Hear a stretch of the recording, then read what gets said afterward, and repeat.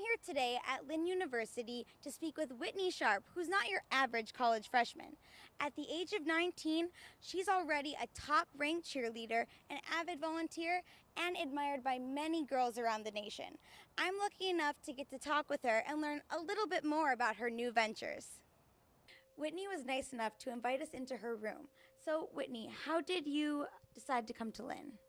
Well, I really wanted a small fashion school that was an intimate environment where the professors would know my name and it would just be a good learning environment, and that's how I chose Lynn. And coming from Boston, how do you like South Florida? Well, it's totally different than Boston. People are much nicer down here, but I miss home sometimes, but I think I fit in well here.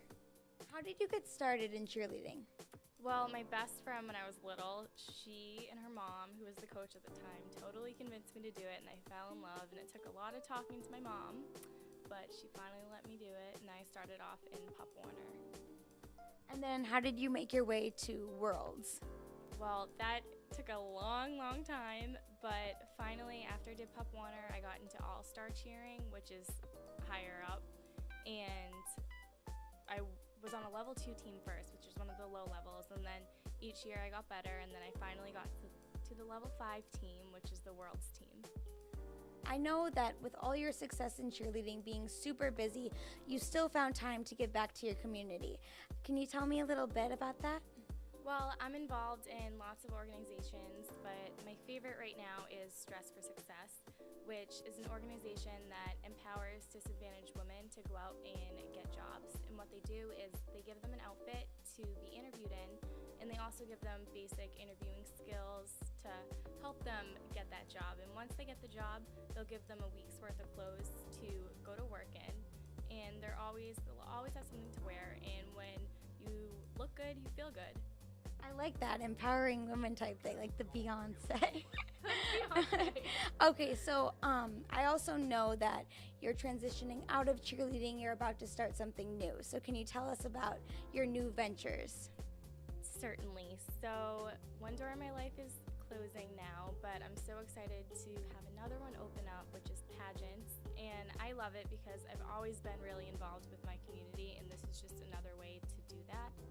I'm working towards Miss Massachusetts USA because I'm from Boston, that's my home, so I didn't want to compete in Florida. I wanted to compete in Massachusetts, and that's my goal for November. And how do you feel about having so many loyal fans on Instagram and Facebook and Tumblr?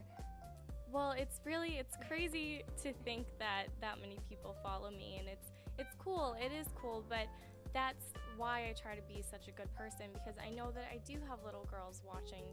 When I was little, there were girls that I looked up to in the same way, and social media didn't have such a presence back then, but I still remember the girls in my gym who I just wanted to be like one day, and I think that's why I do it.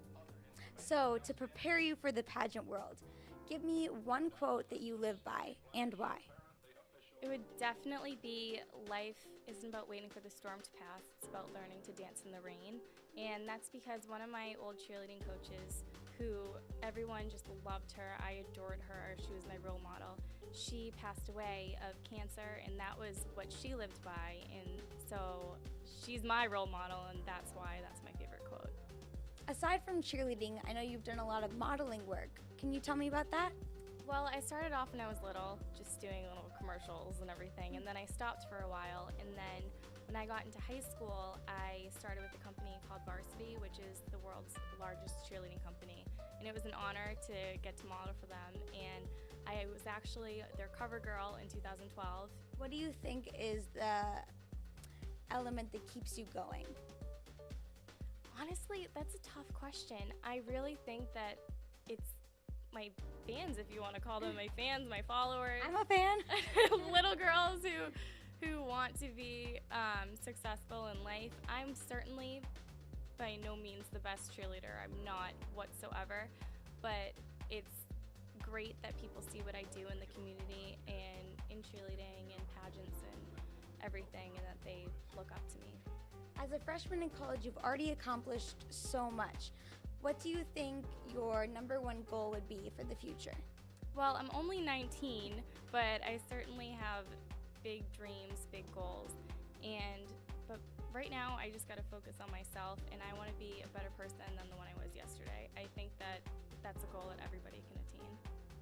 Well, Whitney, thank you so much for letting us come to your lovely abode, and we look forward to seeing you on Miss Massachusetts USA in November 2014.